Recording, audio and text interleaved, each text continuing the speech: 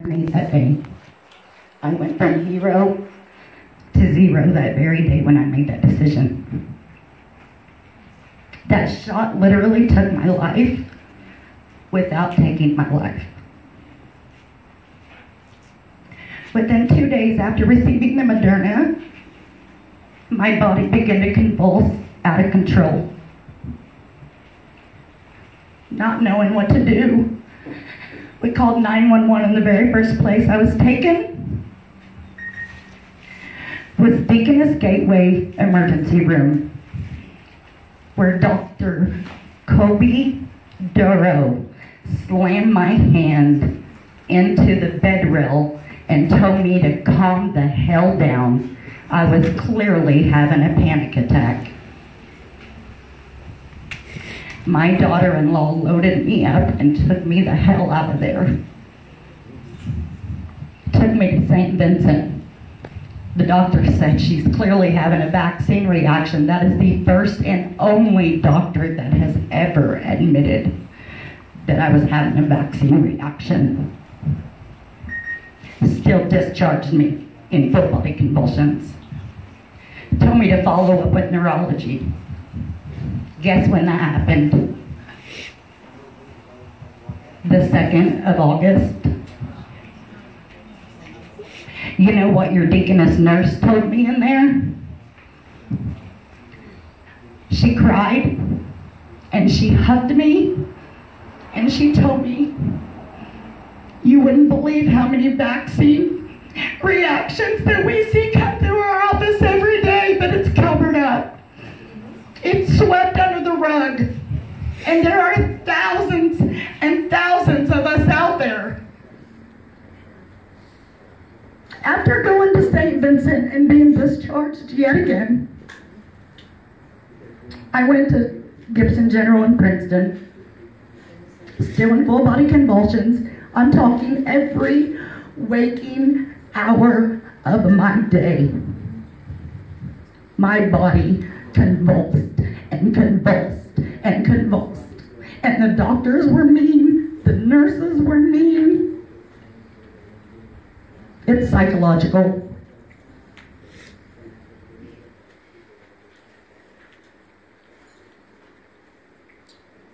I took one Effexor a day for the past 5 years, 75 milligrams. That is the only medication I've taken for the past 5 years. Do you know the medications that I take now? I carry an overnight bag to hold my pharmacy of medications because they are literally an armless long. I live most of my life between 4 walls in my bed. This is what I do. I just sit around and bubble or tremor, convulse. I have major seizures that leave me lifeless. Leave me so lifeless that my husband calls people and begs to take me to the ER. And he already knows I won't go. Don't you call an ambulance. Do not take me to the emergency room because I do not want to be treated that way.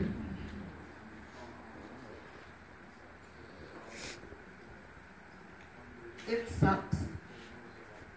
We went all the way to Vanderbilt. We went to Tricentennial. I lost the use of my legs about 2 months ago. If I stretch my legs out, I want to show you guys what happens to my legs.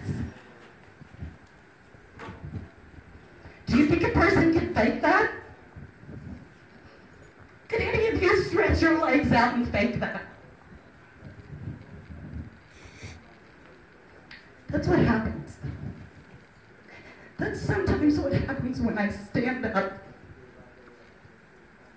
and my legs do that. So I lost the use of my legs.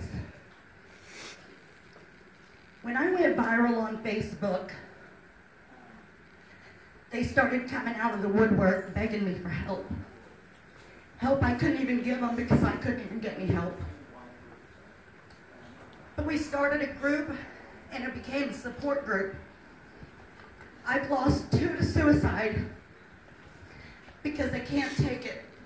internal vibrations in our body, the extreme headaches that leave us in bed unbearable that we can't raise our heads off the pillows. The internal vibrations are like having your cell phone on your chest on vibrate, and you can just imagine how it feels, just constant in your body, and you can't stop it. The uncontrollable movements that you just can't stop. And I'm the informed consent that you will never, ever see on a piece of paper, because they're not going to tell you. But there's thousands and thousands of us, and we're trying and begging to be heard. And we have set out a video. We want to be heard. There are many people in my group. I don't know if I already told you guys, like, we've already lost 2 to suicide because they just can't take it. I'm currently working with one in the UK. She's on the verge. I keep trying to talk her out of it. Guys, it's everywhere. So before you give in to the shots, just know that it can happen to you. And if it happens to you, guess what? You're on your own. Because my job, Workman's Comp, didn't pick it up. They denied my claim. Then they fired me. And so most of my medical bills, because of the crap way that they put into the to the billing, because they can't tell the truth. They can't say I came in with a vaccine injury, right? So the crappy way that they bill it, my insurance is denying my claims.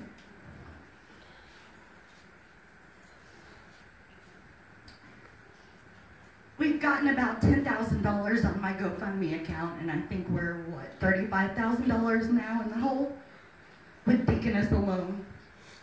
I will give Deaconess's neurology credit.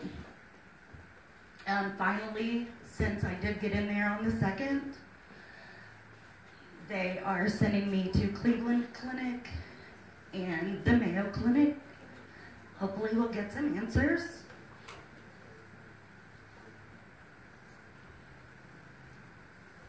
It sucks, guys. So before you give in, just remember that you're all heroes. Continue to fight for your rights. Because mine were all taken. I've now been deemed disabled.